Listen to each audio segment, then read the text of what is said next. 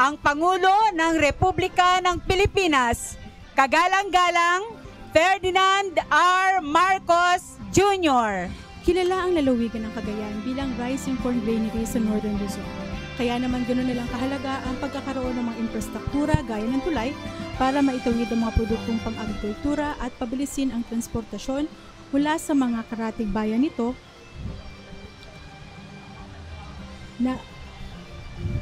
at isa na nga dito ang bagong tayong tulay, ang Camalaniugan Bridge. Magandang umaga bagong Pilipinas. Ako si Katrina Abad. Live po ninyo kaming napapanood sa Facebook and YouTube pages ng Radio Television Malacanang at Presidential Communications Office. At ngayon nga po dumating na ang ating Pangulong Ferdinand R. Marcos Jr. sa bayan ng Camalaniugan kasama si Department of Public Works and Highways Secretary Vivencio Vince Dizon at Cagayan Provincial Governor Edgar Aglipay para isagawa ang pag-inspeksyon sa Camalaniugan Bridge. Inaasahang magtatapos sa Enero ng susunod ng taon itong Camalaniugan Bridge. Sila po ay sinasalubong nila DPWH Regional Director Matias Malenap at ilang local officials na pinangungunahan ni Camalaniugan Municipal Mayor Isidro Cabado at Apari Municipal Mayor Dominador Dayag. Bago nga po tumungo ang Pangulo sa Camalaniugan Bridge, kanyang pinasinayanan ang inaugurasyon ng Union Water Impounding Dam sa bayan ng Calabria, Cagayan. At para nga po bigyan tayo ng mas malalim na kaalaman, mga kasama natin si DPWH Project Engineer Elmer Escobar. Good morning, sir.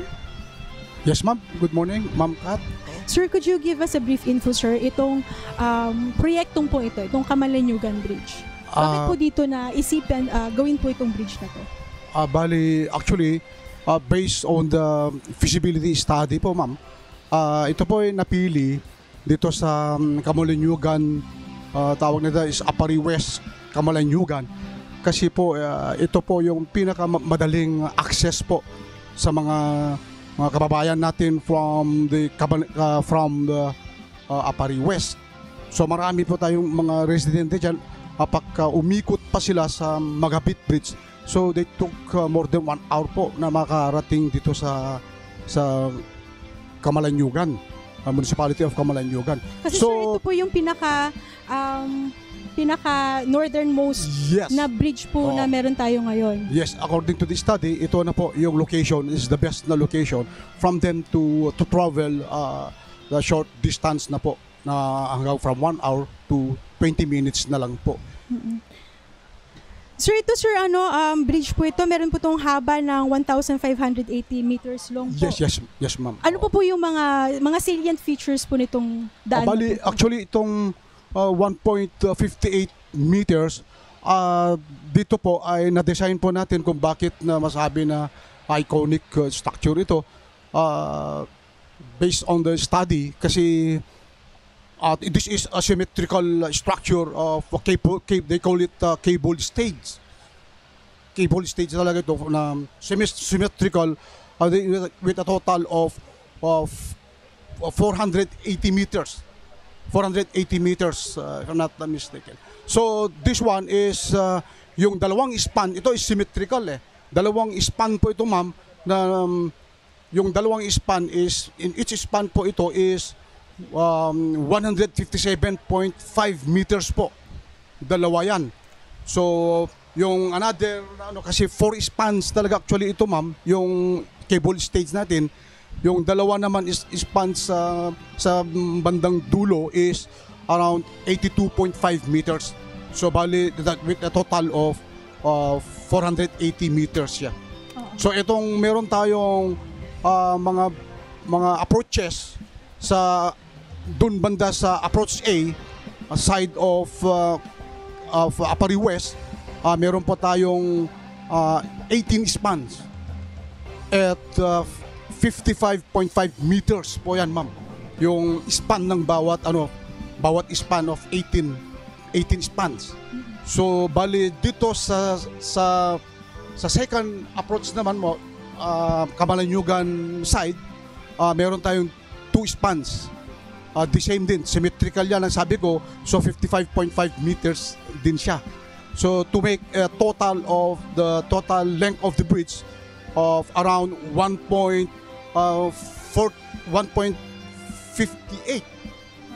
kilometers.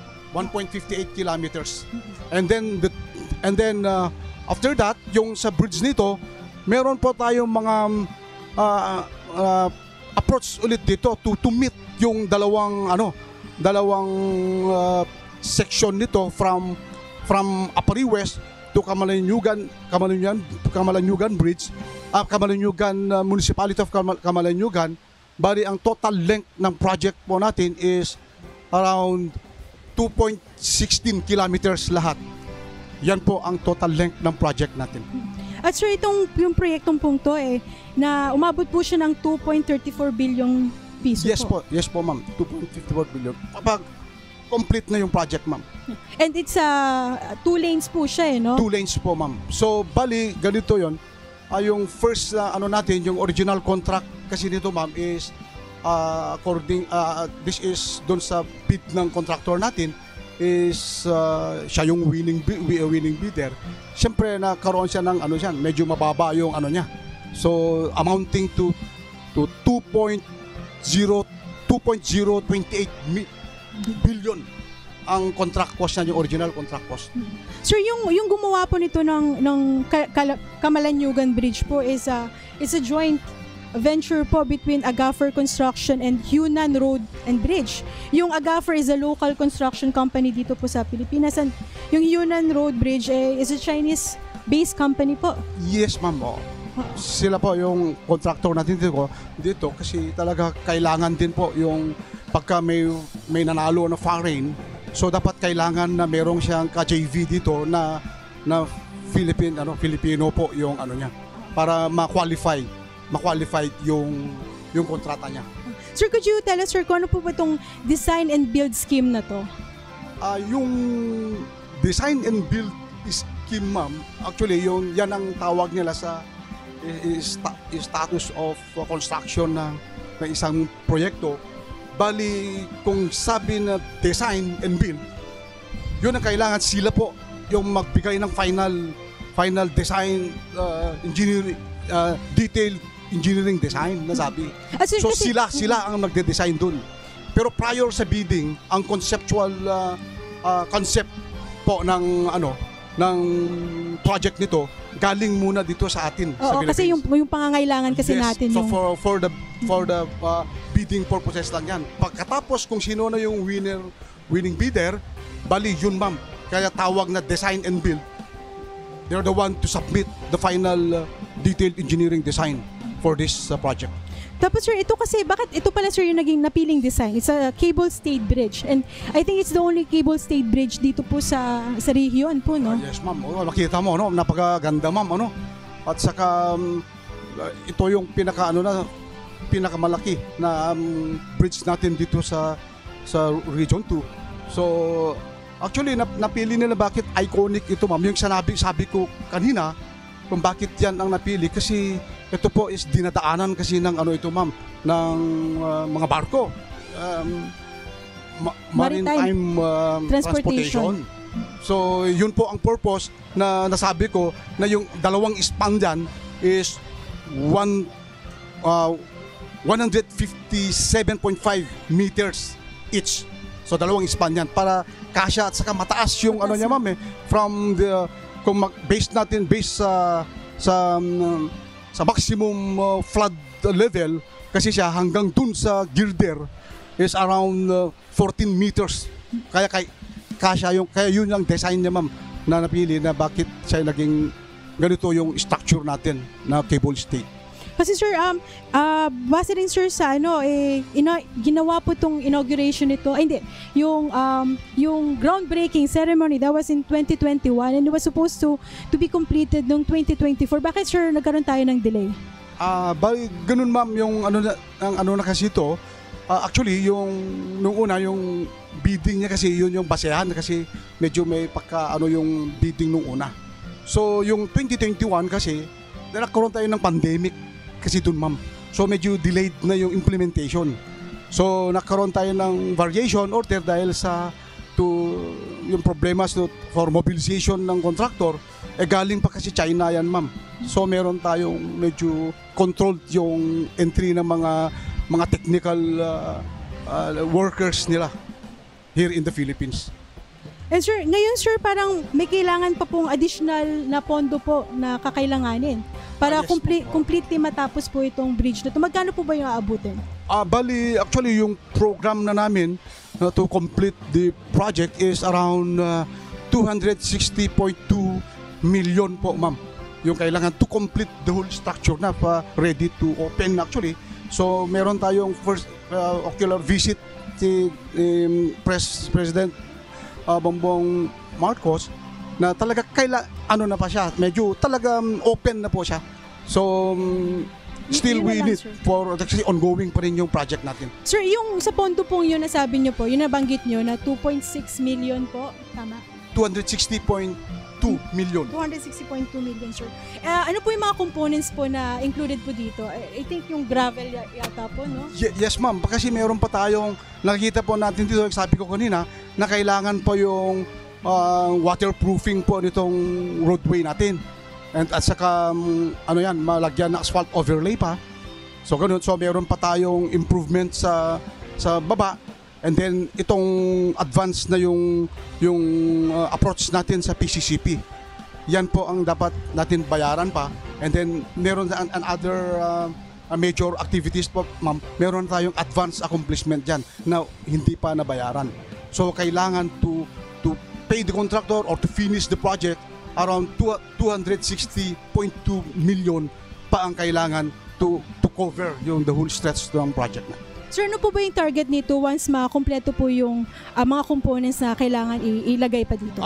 Actually, ma'am, is depende sa funding kasi kaya nag-ano tayo ng release ng fund nito. Matapos ito before end of December siguro, mga November, tapos na ito, ma'am. Sana Kung mapabilis, sir, yung release ng pondo, ma'am. Pero as of today, sir, ang target natin is January of next year. No more, ma'am. Hindi na natin basta meron may pondo na siya. Sir, in terms of structural soundness po nito, kasi alam mo po natin na lately po ang dami pong pagyayanig na nangyayari. So how assured tayo, sir, na ito structurally sound itong bridge pong to? Itong bridge lang, ma'am. Oo, So, yes po. if you consider ang nito, ma'am, is maganda po ang design ng nito. This was reviewed from in the DPWH, and of course the one who made the final design engineering what we call the DED. This is detailed engineering design, I should say. Galing po ito sa Hunan Construction po, ma'am. So meron silang consultant na diyan. So sinubmit nila sa amin. So from that, we found out na talaga pinalaki po nila yung yung yung what we call the design na ginamit from 0.4G to 0.51G. I mean, ang ko dito is bakit yung pinalakas po natin yung nito kasi malapit po tayo sa fault line dito sa Barberia, mga Sanchez Mira, down So mas to Ilocos. stable to, sir. Yes, ma'am. So in-anticipate na natin yung may mangyari na ganun. So ang standard na po na ginamit is 0.51G. Siya yung tawag na PGA, yung peak ground acceleration po para sa earthquake natin, sa pag-shake ng ground. So yan po, kaya nagiging meron pa tayong kulang na kailangan po na 260.2 million to finish this project. So kasama po yun doon? Yes, ma'am. Nagkaroon tayo ng variation order ng plan dyan. So kasi yung una, yung from 0.40G lang sa PG is talaga yun na ang na sinapit ng na talaga na pag pinag-aralan nila yun, they evaluate it na talaga kulang po, medyo mahina siya. Kaya pinalakas yung strength po ng bridge nito. So. In terms of, sir, sa weight capacity po ng bridge nito, mga ilan po yun? Ayun, okay na yung sa weight capacity. According sa hindi naman ako kasi designer. Yung natin is around 45 tons. Talaga kaya. Pero pagka mag-exceed yan, kaya pa, ma'am. Kaya yung Kasi nakita natin yung yung cable ba natin dito, ma'am, yung state cable, ma'am, very strong talaga yan. Tested yung cable na isang balot lang na around yung isang ano lang na nabalot yan, may 37 pieces, may 31 pieces, meron yung hanggang 27 pieces. So nakikita natin yung structure, ma'am, na meron yung cable na 7 sa bawat pier po natin sa tower. So yun, masyadong malakas po yan, ma'am, na carry itong the whole structure na isang span of 157.5 meters. Ganun yung kalakas, ma'am. Sir, tsaka ito kasi sir, bridge na to magsisilbi siyang alternate route dun sa Magapit Bridge na medyo luma na rin sir kasi I think that was way back 1980s pa ata na-construct po yun.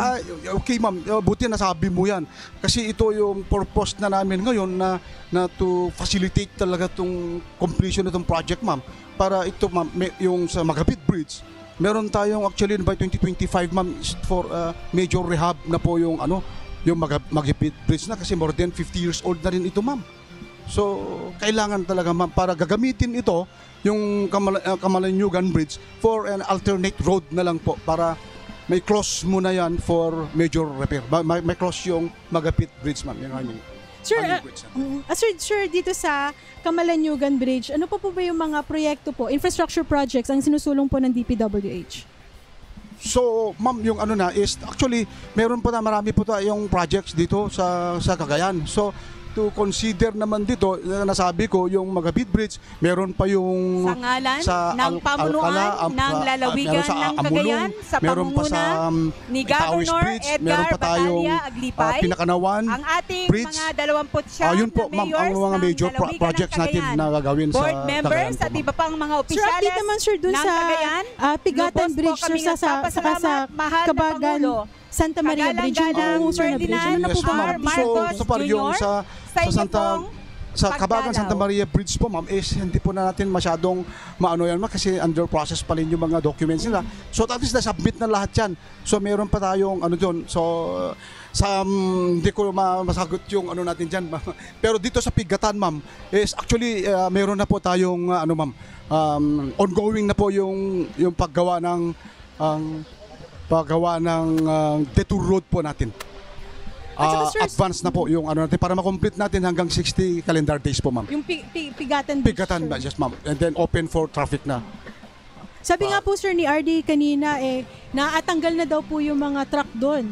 Yes, ma'am. Natanggal na lahat yung mga truck na standby doon sa damage na bridge natin sa Pigatan Bridge. And susunod yata po nun, magkakaroon ng detour bridge sa yes, ma'am. tabi nun? Sa kalaguyuhan, gagawin po natin yung detour bridge for 60 calendar days lang po 60 yan. calendar days. Yan ang promise namin kay Secretary Vince Dizon at saka kay Presidente. Sir, nabanggit niyo sir si Secretary Vince, ano po ba yung mga directives niya po sa DPWH po dito?